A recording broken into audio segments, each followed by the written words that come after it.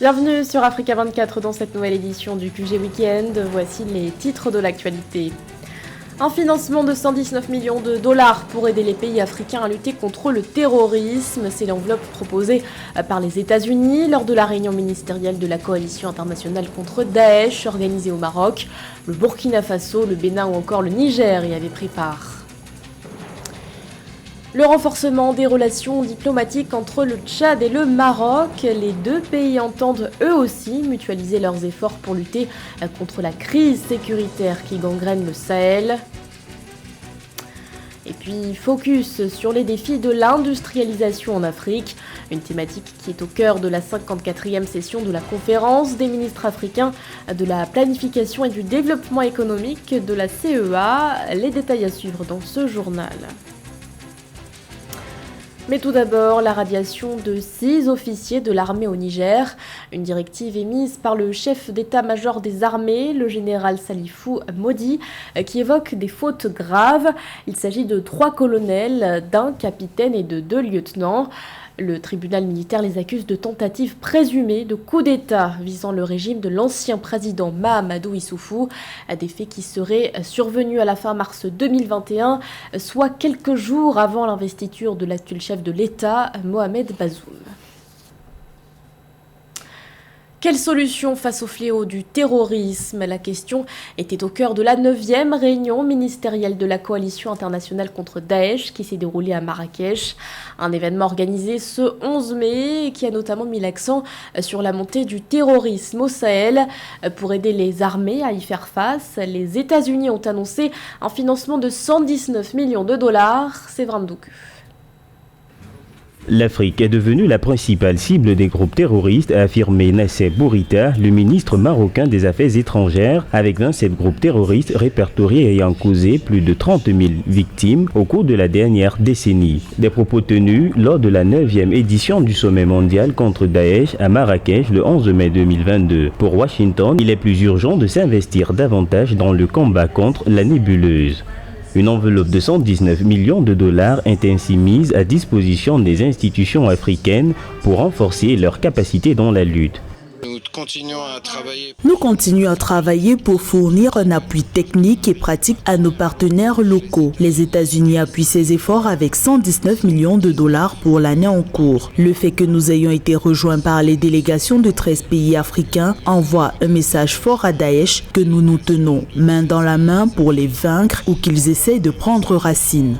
Si les 3 premières réunions du groupe de réflexion sur l'Afrique sous la coupole de l'Africa Focus Group tenues à Bruxelles, à Rome et à Marrakech ont été saluées, l'importance de s'attaquer aux causes sous-jacentes de l'insécurité en Afrique, ainsi que la nécessité de réagir à l'évolution de la menace Daesh en Afrique demeure et l'Afrique devra en être le principal acteur de ce combat. Nous avons reconnu que toute solution durable pour arrêter l'expansion de Daesh en Afrique reposera sur les autorités nationales ainsi que sur les efforts et les initiatives sous-régionales et régionales sur le continent, et la coalition continuera de promouvoir ces efforts aux côtés des actions civiles et aussi appuyer le principe de l'appropriation en tenant compte de la diversité des besoins des États africains. Les victimes du terrorisme à l'échelle mondiale en 2021 se chiffrent à plus de 7000. Et cette session a aussi permis à certains États de faire l'état des lieux de leur coopération bilatérale. C'est le cas du Maroc et du Tchad notamment, qui ont pris l'engagement de mutualiser leurs efforts pour mettre fin à cette crise sécuritaire. Les 2 États entendent notamment consolider leur partenariat en matière de technologie de l'information et de la communication. Reportage de notre correspondant Mahamat Ramadan, commenté par Nathalie Mou. Le Tchad et le Maroc ont profité des assises de la réunion de la coalition mondiale contre le terrorisme qui s'est tenue ce 11 mai 2022 à Marrakech pour renforcer leurs liens historiques et diplomatiques. Pour le ministre d'État tchadien des Affaires étrangères, son pays soutient l'initiative du Royaume du Maroc de lutter contre le terrorisme en Afrique dans un cadre multilatéral. Il estime que la prévention est le meilleur moyen de combattre efficacement l'extrémisme violent sur le continent. Nous pensons que le Tchad est un pays engagé dans la lutte contre le terrorisme comme à l'accoutumée. Et vu cette coalition internationale contre le Daesh qui prend un peu de l'ampleur en Afrique de l'Ouest, nous pensons que nous allons mutualiser nos forces pour qu'ensemble nous pouvons lutter contre ce mal, n'est-ce pas, qui endeuille plusieurs familles.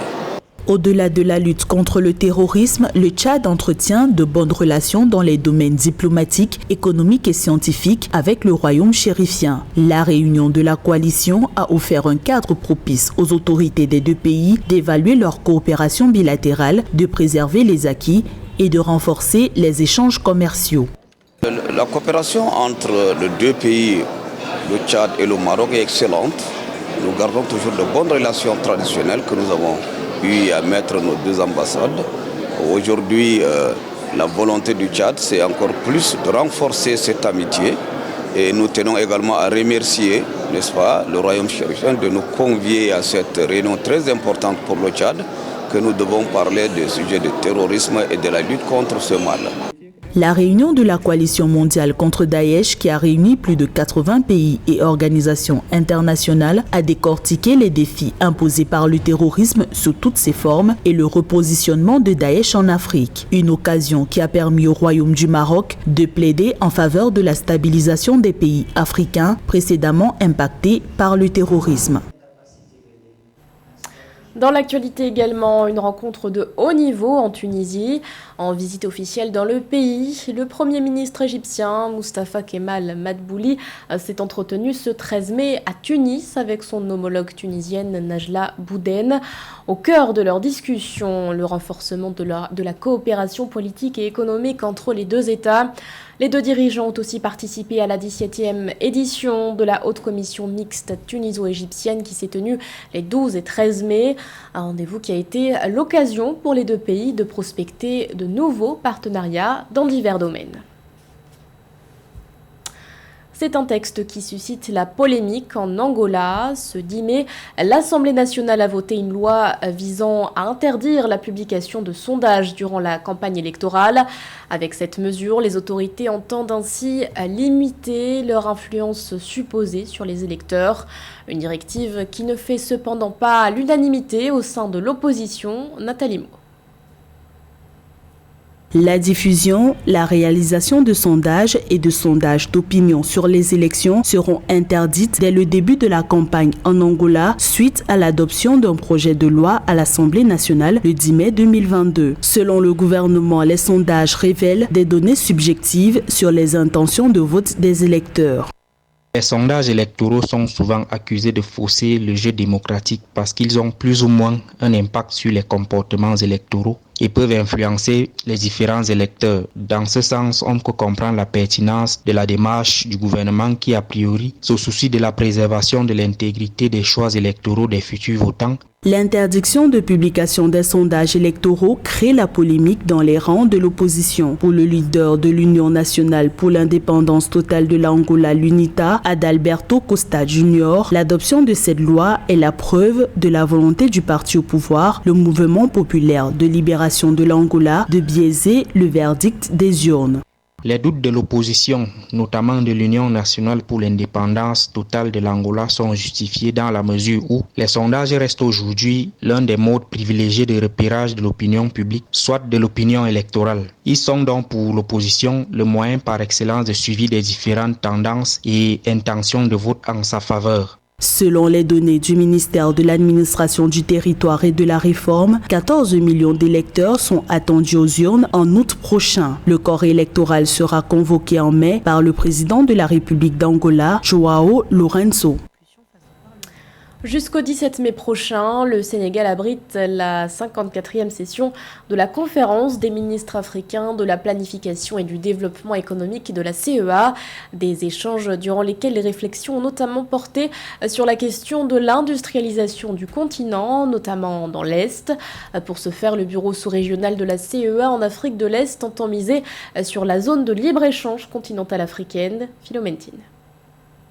La région Est d'Afrique devrait mieux bénéficier des opportunités qu'offrent ces immenses richesses en ressources naturelles en vue de mieux booster son développement industriel. Selon les autorités du bureau sous-régional de la Communauté économique pour l'Afrique de l'Est, CEA, la zone de libre-échange continentale africaine est l'outil qui peut essentiellement impulser l'industrialisation de cette zone et même du continent. La ZLECAf permettrait d'accroître, d'avoir un grand marché pour chaque pays, quelle que soit la taille de la population. Chaque pays peut envisager vraiment de produire en masse et de penser pouvoir écouler sa production. C'est très important de savoir qu'on a un marché. Parce que ça c'est le premier pas pour prendre la décision d'investir et d'augmenter sa production à plus grande échelle. En Afrique de l'Est, un des leviers importants du développement industriel serait la promotion de la transformation locale des matières premières pour favoriser plus de valeur ajoutée selon les experts de la CEA. Toutefois, le financement du développement industriel de cette région est une question cruciale pour les gouvernements. La première source de recettes à laquelle on pense, c'est vraiment les recettes internes.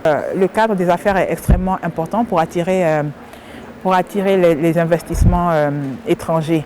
En plus de ça, il y a des nouveaux types de financement, les financements climatiques. Il y a des investisseurs d'impact aussi qui recherchent certains types d'accords pour pouvoir apporter leur argent. Oui, il y a aussi aujourd'hui la FinTech, comme on dit, qui offre d'autres options.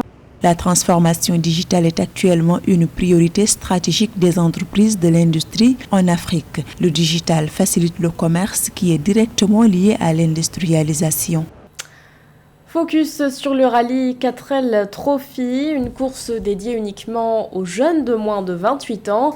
Ce parcours riche en émotions permet par ailleurs aux participants d'admirer les dunes du Maroc. Le point avec José Douglas. C'est l'anniversaire de ce rallye qui a lieu quasiment chaque année au Maroc, sauf pendant la période de la pandémie de Covid où il s'est arrêté. Beaucoup d'invités ont foulé les terres marocaines pour cette nouvelle édition du 4L Trophy. De nombreuses actions solidaires sont mises en place par les organisateurs chaque fois.